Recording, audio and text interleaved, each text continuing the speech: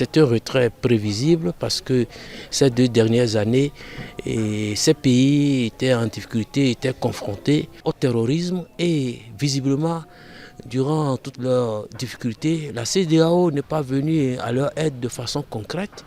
Et quand les militaires ont pris le pouvoir, la CEDEAO n'a trouvé pour solution que d'appliquer des sanctions très dures envers ces pays. Et malgré ça, ces pays ont affiché une forme de résilience qui leur a permis de résister, d'être debout jusqu'à présent.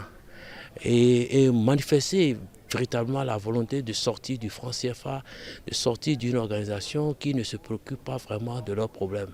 Ce qui est grave, c'est qu'il peut y avoir des effets d'irradiation, c'est-à-dire des effets de contagion.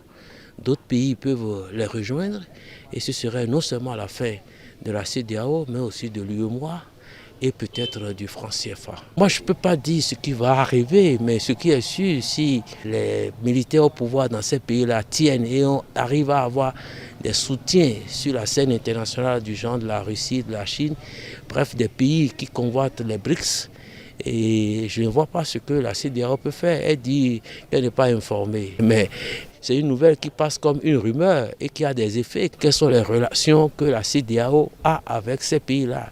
Ce sont des relations difficiles et ces pays-là estiment qu'ils ne trouvent plus leur compte dans la CEDEAO. La CEDEAO ne leur apporte rien. Les pays ont tenu depuis 2 ans, ont affiché une forme de résilience.